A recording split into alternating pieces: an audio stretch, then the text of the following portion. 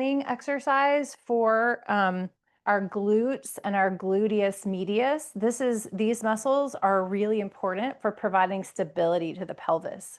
So we're gonna do some bird dogs, which there's different levels for this. So coming to all fours and extend one leg out behind you.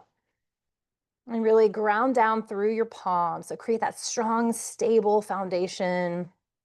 Parallel your wrist creases to the short edge of the mat. Spread your fingers wide, lightly activate. Breathe. Hug your low belly in and see if you can grow longer from your heel, your extended heel through the crown of your head. And this might be where you want to stay, and that's okay. If this is where you stay, you can experiment with extending your opposite arm and just creating one long line of energy. And if you're feeling stable here, you can experiment with lifting that leg off the floor and breathing. Inhale. Exhale, even whisper. Feel that transverse abdominis activate as you exhale.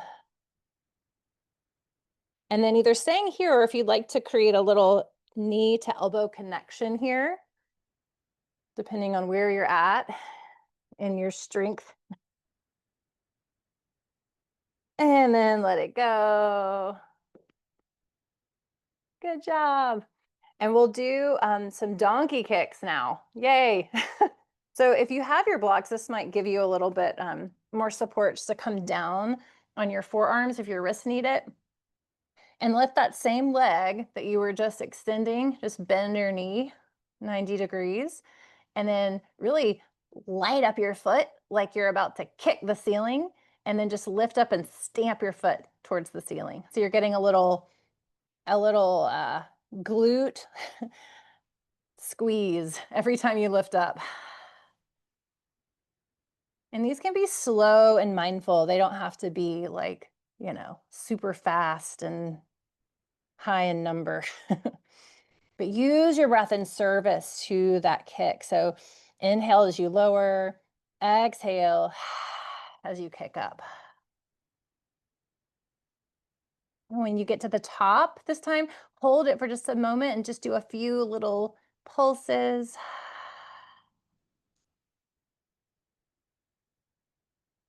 And then lower back down. And we'll switch sides. So moving that to the other side with the bird dogs. These are, I don't know if I mentioned that, these are bird dogs. The one where you're extending your opposite leg behind you, hugging in, really drawing your energy and your attention back to where it might have floated off. And either staying here and perhaps extending your opposite arm in front of you so your body is one long line of energy. And again, this might be where you stay. Otherwise, feel free to lift your back leg off the mat, giving a gentle inward rotation of your back leg so your toes point down to the mat. Holding here, enjoying this play of balance. And if you did a few of these knee to elbow crunches on the other side, experiment with that on this side.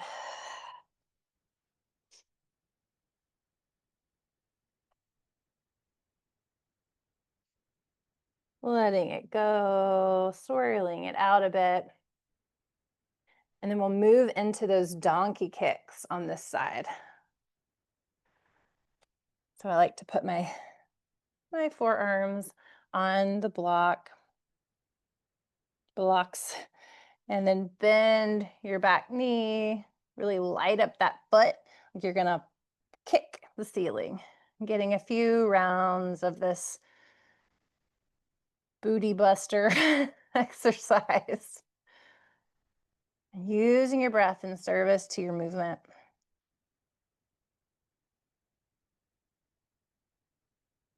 And then the next time you come to the top, a few little pulses. See if you can keep that breath really full in the back of your body.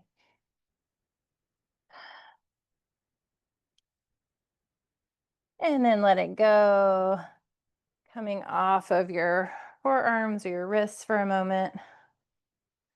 Might feel good to take your hands behind you and get a little stretch here.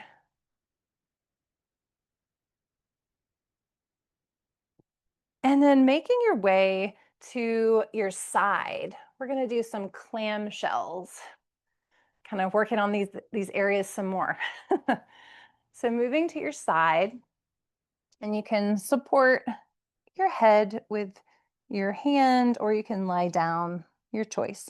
But bending your knees, keeping your feet connected. So your knees are slightly in front of you. And before we start, let's begin that diaphragmatic 360-degree breath. So inhale, feel your rib cage expand. And as you exhale, whisper ha, and draw your low belly in. See, it's like you're using your belly muscles to help you squeeze out all the air in your lungs. Inhale, expand.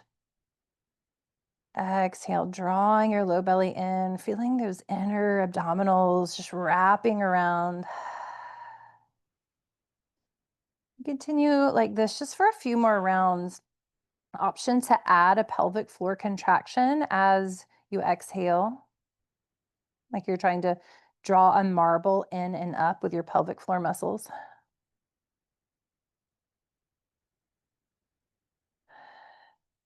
And as you continue breathing this way, the next time you exhale, keeping your feet together, lift your left leg off of your top leg off your bottom leg.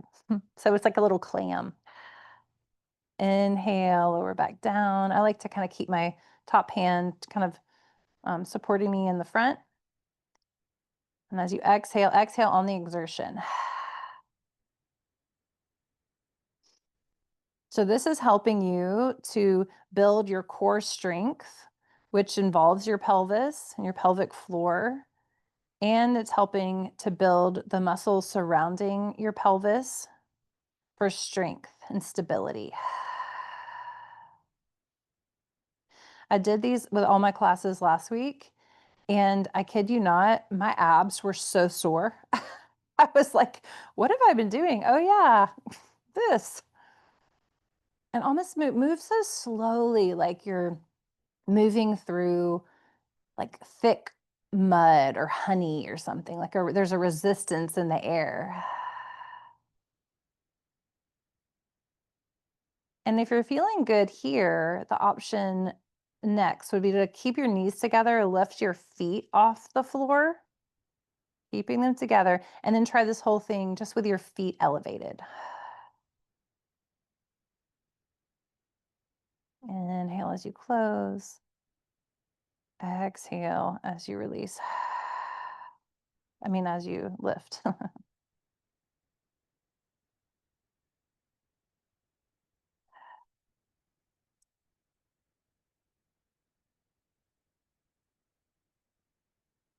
One more time. Lower it back down. Give your leg a little tappy tap. And if wherever you are, you can just flip over onto the other side. I'm going to push up and move to the other side so I can continue facing you. We're going to do that same thing on the other side. And it might be different on this side. So bending your knees, keeping your feet together. Just start off here with a few of those diaphragmatic breaths.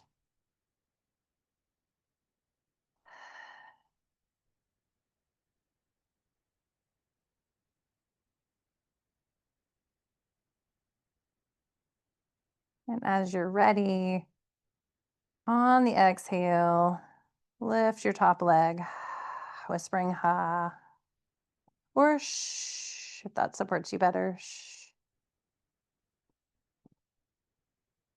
I know these were some exercises that my pelvic floor therapist gave me to do in my recovery. And it was hard because they're so slow. I found myself having a hard time wanting to do them. I felt like it was hard to slow down. And I think that that's part of the practice too, is relearning how to be in our bodies as things shift and change. And sometimes it takes that process of just coming back to center, just letting go of all the things, the shoulda, woulda, couldas, and just bringing it back to what's here now. And then taking that next step, which is really a courageous thing to do.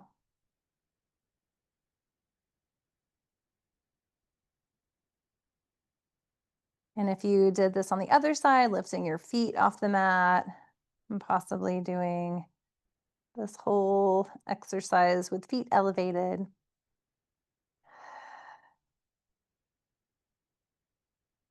So these movements, not only are they strengthening, but they're also helpful for your fascia, which the connective tissues really like sliding and gliding and just different moving in different planes.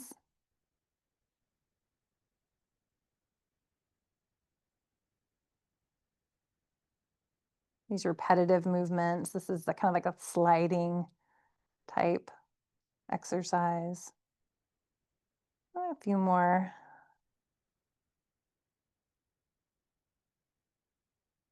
And letting that go and giving your hips a little tappy tap.